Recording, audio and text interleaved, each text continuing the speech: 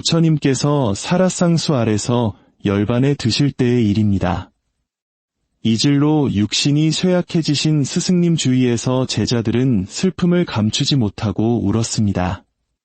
부처님의 충실한 시자였던 아난다 존자는 슬픔에 몸을 가누지 못했습니다. 아난다가 흐느끼며 여쭈었습니다. 세존이시여, 스승님 없이 저희가 어찌 살아가겠습니까? 부처님께서는 놀랍도록 온화한 눈빛으로 눈을 뜨셨습니다. 슬퍼하지 말거라, 버디여. 이 늙은 육신 또한 흙으로 돌아가야 하는 법이니라. 하지만 그 다음에 일어난 일은 죽음에 대해 제자들이 알고 있던 모든 것을 바꾸어 놓았습니다. 부처님께서는 그저 쓰러져 가시는 대신 경이로운 모습을 보여주셨습니다. 경전의 기록에 따르면 부처님께서는 초선정에 드시고 이어서 제2선정, 제3선정으로 점점 더 깊은 선정으로 들어가셨습니다. 숨결은 느려지고 얼굴은 더없이 평온해졌습니다. 제자들은 스승께서 체계적으로 더 깊은 의식의 상태로 나아가시다가 마침내 평범한 경험의 세계를 넘어선 그 무엇으로 녹아드시는 모습을 경이롭게 지켜보았습니다. 이것은 위대한 스승의 죽음, 그 이상이었습니다. 바로 하나의 가르침이었습니다. 그리고 후대 대승불교의 전승에 따르면 그 순간 빛나는 무언가가 나타났다고 합니다. 부처님의 의식이 육신을 떠날 때 목격자들은 외부에서 온 빛이 아닌 마치 의식 그 자체가 빛이 된 것처럼 그 안에서부터 찬란한 광명이 뿜어져 나왔다고 전합니다. 2500년이 지난 지금도 우리는 그날 부처님께서 보여주신 것이 무엇인지 이해하려 노력하고 있습니다. 저는 부처님께서 단지 의식적으로 죽음을 맞이하는 법을 보여주신 것이 아니라고 믿습니다. 그분은 의식의 본질 그 자체에 대한 심오한 진리를 드러내 보이셨던 것입니다. 오늘 우리는 부처님의 지혜가 인류에게 남긴 가장 중요한 탐구를 시작하려 합니다. 하지만 이 이야기가 왜 제 개인에게 그토록 중요한지, 그리고 어째서 여러분의 삶과 죽음에 대한 관점을 바꿀 수 있는지 솔직하게 말씀드려야 할 것 같습니다.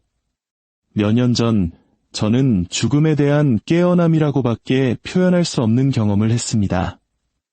아버님께서 호스피스 병동에서 임종을 맞으실 때였는데 저는 아무런 준비가 되어 있지 않았습니다. 사랑하는 사람이 쓰러져 가는 것을 속수무책으로 지켜봐야만 하는 그 경험은 제 안에 무언가를 산산이 부서뜨렸습니다.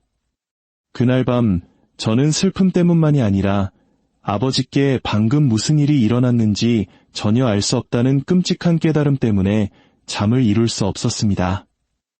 저 자신의 피할 수 없는 죽음에 대한 생각은 감당하기 힘든 무게가 되어 저를 어디든 따라다니며 짓눌렀습니다. 그래서 저는 무언가에 파고들면 끝을 보는 제 성격대로 세상의 모든 종교가 죽음에 대해 남긴 가르침을 깊이 파고들기 시작했습니다. 기독교, 이슬람교, 힌두교. 하지만 제 발걸음을 멈추게 한 것은 바로 불교의 가르침이었습니다. 값싼 위로를 건넸기 때문이 아니었습니다. 불교는 그런 식의 위안을 주지 않습니다. 그 대신 훨씬 더 귀중한 것, 즉 지난 2500년 동안 수많은 수행자들이 의식이 육신을 떠날 때 실제로 무슨 일이 일어나는지를 직접 탐구하여 그려낸 상세한 지도를 제공했기 때문입니다.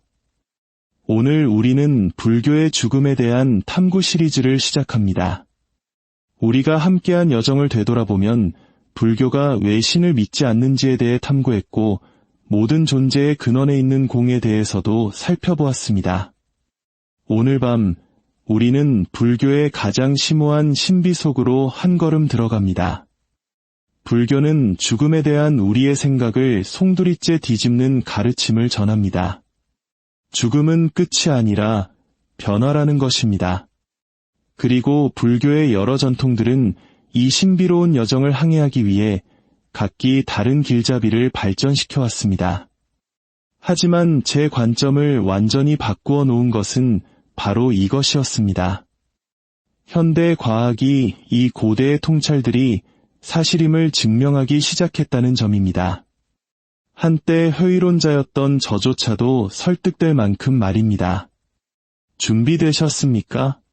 우리 함께 불교의 가장 심오한 신비의 문을 열어보겠습니다. 의식적인 죽음에 대한 불교의 가르침, 그 모든 것을 담고 있는 한 이야기로 시작하겠습니다. 작년에 사라 첸이라는 여성이 샌프란시스코의 한 불교 호스피스에서 췌장암으로 임종을 맞았습니다. 그녀는 평생 죽음을 두려워했지만 마지막 순간에 놀라운 일이 일어났습니다. 숨이 멎어갈 때 그녀는 미소를 지으며 딸에게 이렇게 속삭였습니다. 몸이 사라지는 게 느껴져.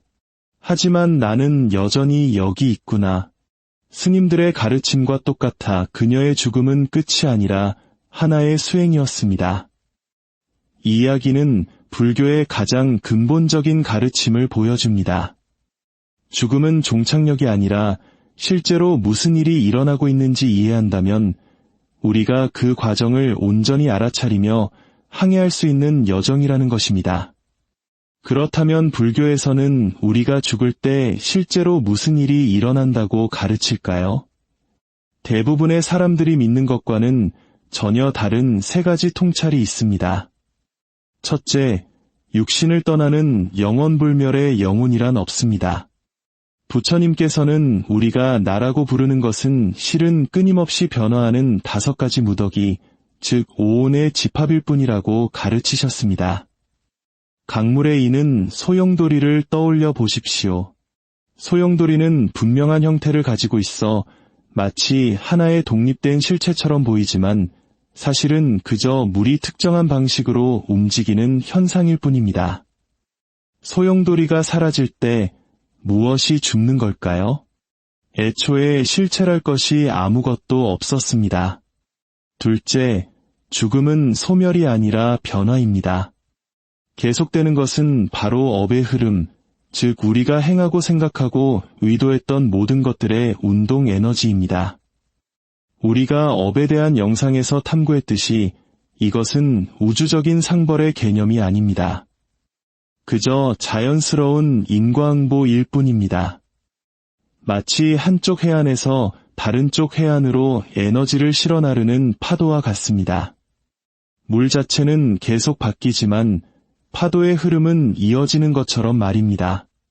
셋째, 죽음을 어떻게 경험하는가는 전적으로 이 진리를 이해하는가에 달려 있습니다. 재행무상, 즉 모든 것은 변한다는 이치를 깨달은 이는 죽음을 명료하게, 심지어 호기심을 가지고 맞이합니다. 하지만 영원한 나라는 환상에 집착하는 이는 그 환상이 부서질 때 혼란과 공포를 경험하게 됩니다. 그런데 제가 처음 이 공부를 시작했을 때 가장 혼란스러웠던 점이 있었습니다. 불교의 각기 다른 전통들이 죽음에 대해 서로 전혀 다른 답을 내놓는 것처럼 보였기 때문입니다. 처음에는 서로 모순되는 것이라 생각했습니다. 그러다 문득 깊은 깨달음을 얻었습니다. 그들은 다른 답을 하고 있는 것이 아니라 다른 질문에 답하고 있었던 것입니다. 바로 죽음을 앞둔 모든 이들이 던지는 바로 그 질문들 말입니다. 제가 불교의 죽음관을 공부하며 수년간 마주친 패턴이 있습니다. 제가 공부한 모든 전통은 사람이 죽음과 마주했을 때 떠오르는 특정한 두려움과 질문들을 다루고 있었습니다. 그리고 솔직히 말해 그 질문들은 아버지가 돌아가신 후 제 잠을 설치게 했던 바로 그 질문들이었습니다. 이대한 스승들이 어떻게 죽음을 맞이했는지에 대한 기록을 통해 그 의미를 보여드리겠습니다. 그분들은 임종의 순간을 통해 모든 죽어가는 존재가 마주하는 4가지 보편적인 질문에 대한 답을 몸소 보여주셨습니다. 첫 번째 질문, 고통스러울까? 입니다.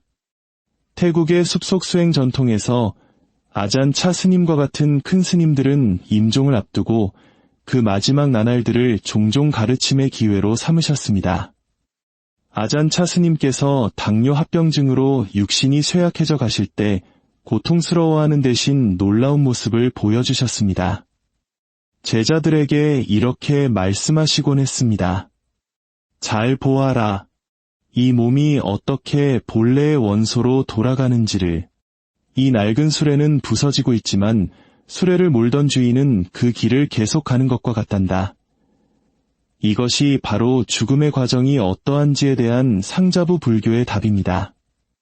그들은 그 과정을 정확하게 그려냅니다. 먼저 몸의 기능들이 멈추고 체온이 떨어지며 육체적 감각이 사라집니다. 다음으로 감각이 쓰러지면서 감정적 반응이 줄어들고 익숙한 얼굴과 장소를 알아보지 못하게 됩니다. 인식이 흩어지면서 기억과 계획은 의미를 잃고 마침내 의식 그 자체가 육신을 떠나 전환을 맞이합니다. 아잔차 스님은 이 과정을 특유의 직설적인 화법으로 설명하셨고 제자들은 스승께서 수천 명의 상자부 수행자들이 그 이전부터 관찰해왔던 바를 그대로 보여주시는 것을 지켜보았습니다. 본래 영원하지 않았던 것들이 평화롭게 해체되는 과정이었습니다. 이 수행자들에게 죽음은 낯선 영역이 아닙니다. 그들은 명상 속에서 매일같이 바로 이 과정들이 일어나고 사라지는 것을 지켜봐 왔기 때문입니다. 법구경의 가르침처럼 이 이치를 지혜로써 보는 이는 모든 괴로움에서 벗어납니다. 이것이 바로 고통에 대한 두려움에 대한 상자부 불교의 답입니다. 두 번째 질문입니다. 티베트 불교 전통에서 딜고 켄체 린포체와 같은 스승들은 경이로운 모습을 보여주셨습니다. 이 존경받는 스승께서 1991년 임종하실 때 의식을 잃기는커녕 오히려 더욱 명료하고 또렷하게 깨어있는 듯 보였다고 목격자들은 전합니다. 제자들에 따르면 켄체 린포체는 위약적 사망 선고 후에도 사흘간 선정에 든 자세를 유지하셨으며 몸에는 부패의 흔적이 없었고 심장 부근은 온기가 남아있었다고 합니다. 이는 티베트의 경전들이 정광명이 드러나는 해체 과정 동안 일어난다고 묘사한 것과 정확히 일치합니다.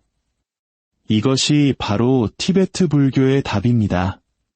그렇다, 그 과정을 이해한다면 죽음 속에서도 온전한 의식을 유지할 수 있다는 것입니다. 티베트 사자에서는 가르칩니다. 켄체 린포체의 제자들은 스승의 마지막 나날들이 바로 이 가르침을 살아있는 그대로 보여주는 시범이었다고 말합니다. 육신은 분명 쇠약해지고 있었지만 그의 알아차림은 위축되지 않고 오히려 확장되는 듯했습니다. 티베트 사자에서는 이렇게 안내합니다.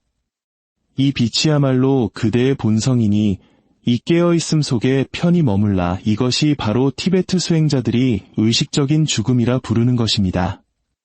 대부분의 사람들이 혼란과 공포 속에서 겪는 단계를 온전한 알아차림으로 유지하는 것입니다. 켄체 린포체의 사후 3일간의 선정은 의식이 죽음의 과정을 완벽한 명료함 속에서 항해할 수 있다는 증거로서 티베트 불교도들 사이에서 전설이 되었습니다. 이것이 바로 의식을 잃을 것이라는 두려움에 대한 티베트 불교의 답입니다. 세 번째 질문입니다.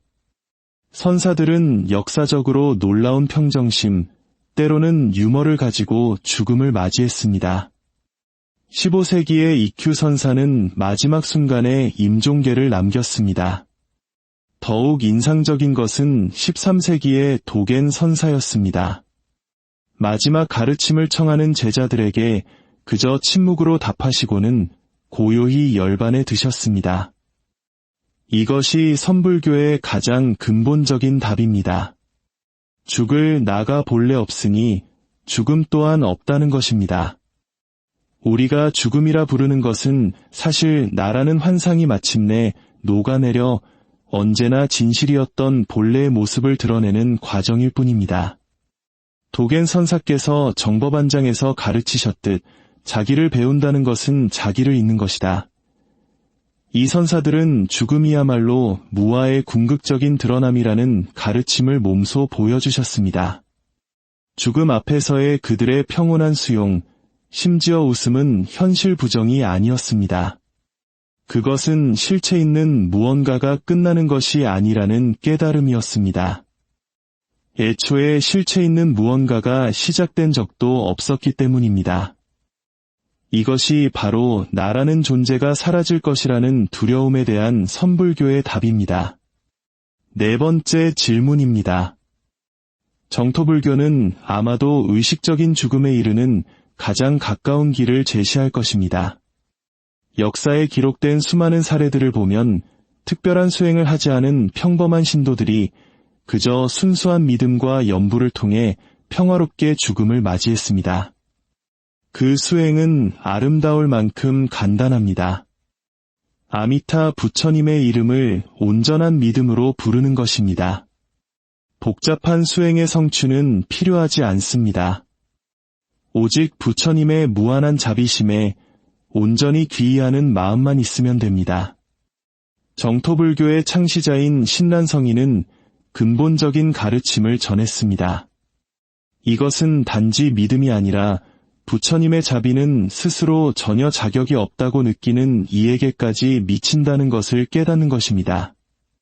일본의 정토 사찰에 가면 농부, 상인, 심지어 고된 삶을 살았던 평범한 사람들이 아미타 부처님의 이름을 염하며 평온한 표정으로 죽음을 맞이했다는 수많은 기록을 찾아볼 수 있습니다.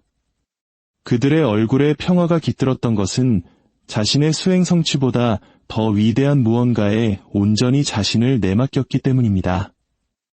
이것이 바로 자신이 부족하다는 두려움에 대한 정토불교의 답입니다. 불교 역사 속의 이 기록들은 네 가지 접근법이 서로 모순되는 것이 아니라 죽음을 앞둔 모든 의식 있는 존재가 마주하는 각기 다른 두려움과 질문들에 대한 상호 보완적인 답이라는 것을 보여줍니다. 제가 처음 이 다양한 접근법에 대해 알게 되었을 때 솔직히 회의적이었습니다. 뇌파 검사기나 뇌 스캐너도 없었던 고대의 명상가들이 죽음 동안 실제로 무슨 일이 일어나는지 어떻게 알 수 있었을까요? 그들은 의식을 과학적으로 측정할 수 없었지 않습니까? 바로 그때 저의 과학적 세계관을 뒤흔드는 발견을 하게 되었습니다.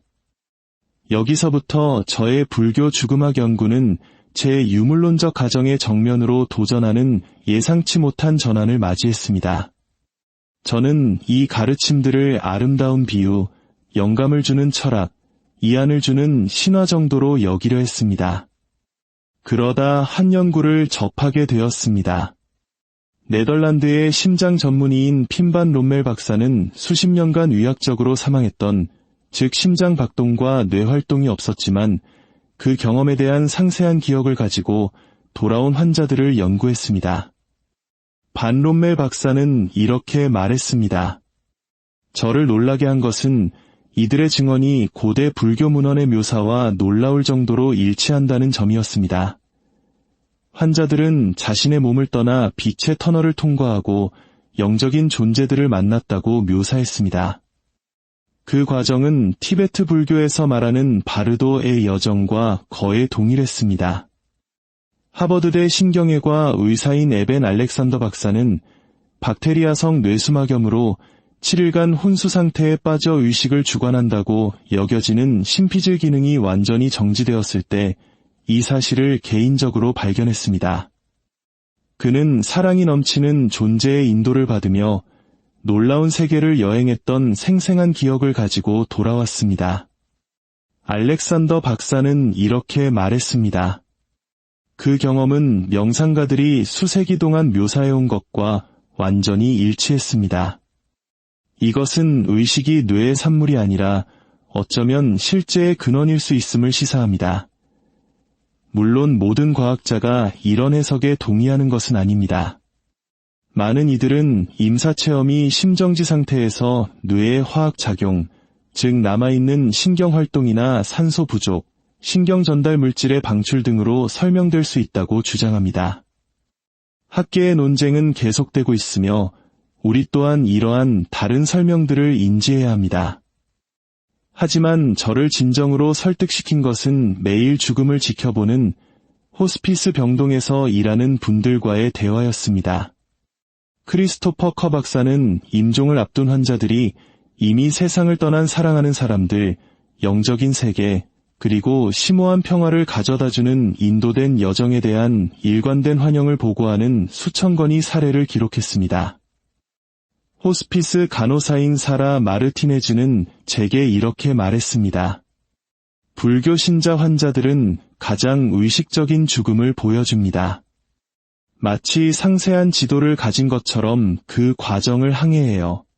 그들은 자신들의 가르침과 정확히 일치하는 단계, 감각, 경험들을 묘사합니다. 그 연관성은 부인할 수 없었습니다. 현대 신경과학은 고대의 불교 수행자들이 순수한 내적 탐구를 통해 그려냈던 현상들을 기록하고 있었던 것입니다.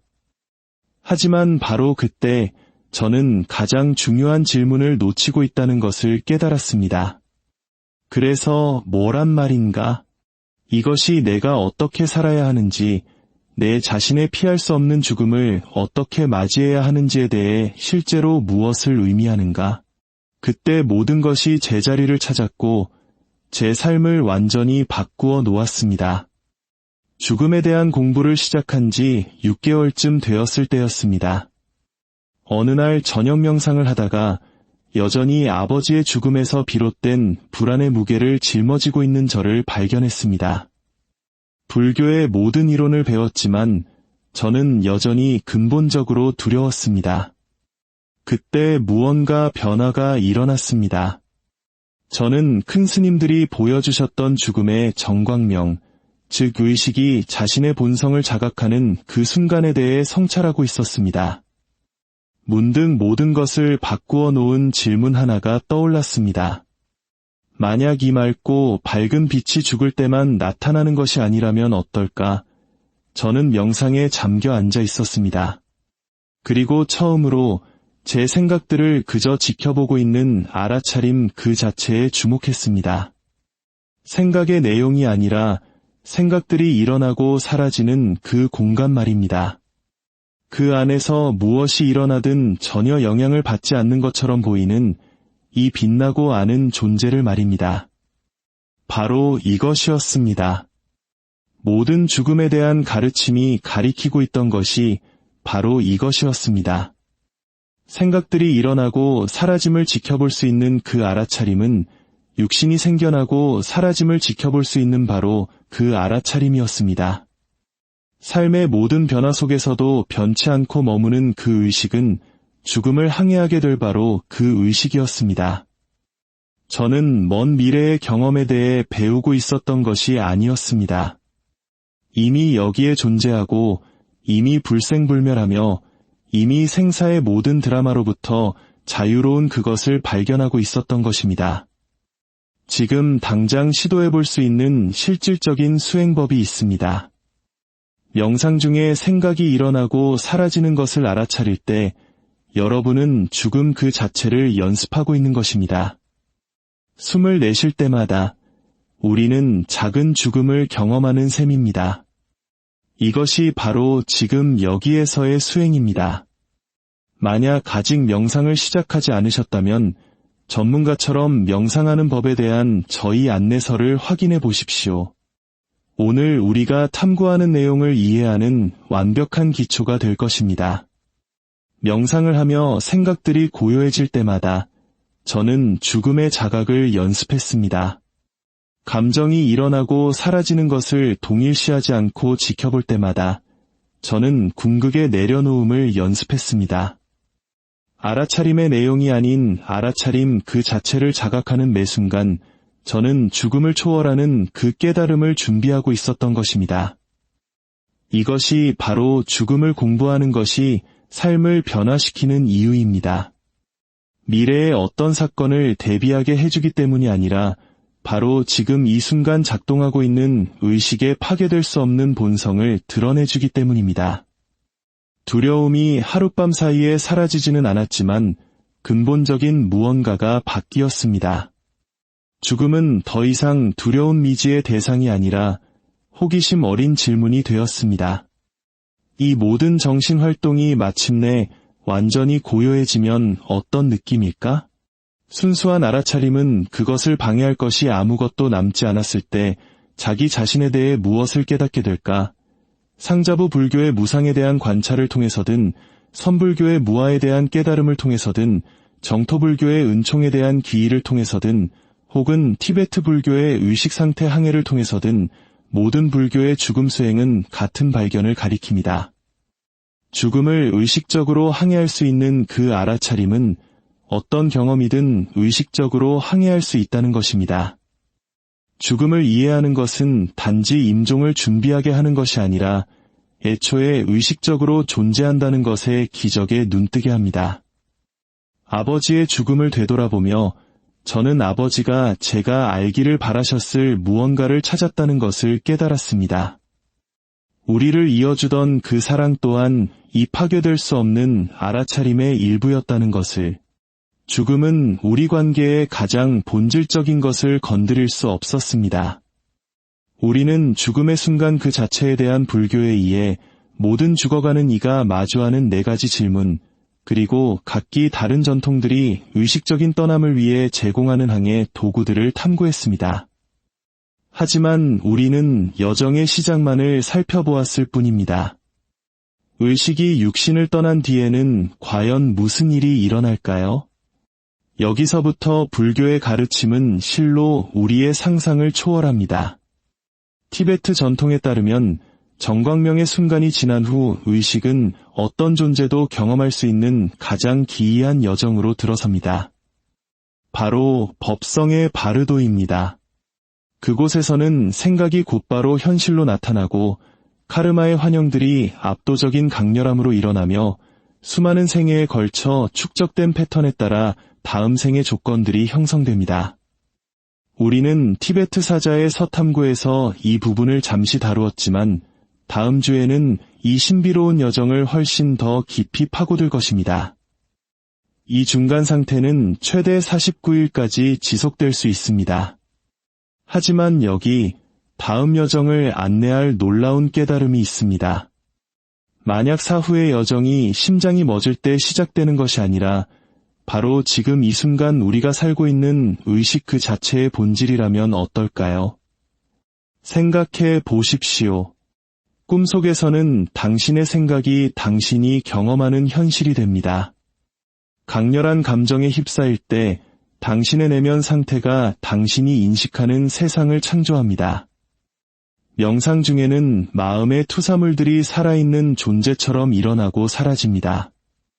만약 육체라는 필터 없이 자신의 창조적인 힘을 자각하는 의식의 상태가 바로 지금 모든 알아차림의 순간에 일어나고 있는 일이라면 어떨까요? 다음 주에는 중간 상태에서 어떻게 생각이 현실이 되는지, 어떤 존재는 즉시 다음 생을 찾는 반면 다른 존재들은 전체 여정을 방황하는지, 그리고 어쩌면 당신이 이미 그것을 인식하지 못한 채 바르도의 상태들을 항해하고 있을 가능성에 대해 탐구할 것입니다. 오늘의 탐구가 여러분의 이해를 넓혔다면 이 지혜를 의식과 죽음에 대해 궁금해하는 모든 이들과 나누어 주시기 바랍니다. 댓글을 통해 4가지 질문 중 어떤 것이 여러분 자신의 생각과 가장 크게 공명했는지, 그리고 의식적인 죽음에 대해 배운 것이 여러분의 죽음에 대한 관점을 어떻게 바꾸었는지 들려주십시오. 기억하십시오. 의식은 죽음보다, 어쩌면 삶 그 자체보다 더 기이하고 신비로운 것입니다. 우리가 함께 시작하는 이 탐구는 단지 죽음을 이해하기 위한 것이 아니라 알아차림 그 자체의 본질에 눈뜨기 위함입니다. 다음 시간까지 늘 깨어있고 지혜로우시길 바랍니다. 이 신비는 다음 주에 더욱 깊어질 것입니다. 그리고 의식에 대해 우리가 발견하게 될 것은 어쩌면 죽음이 이야기의 끝이 아니라 우리가 진정 누구인지를 이해하는 시작일지도 모른다는 것을 드러낼 것입니다.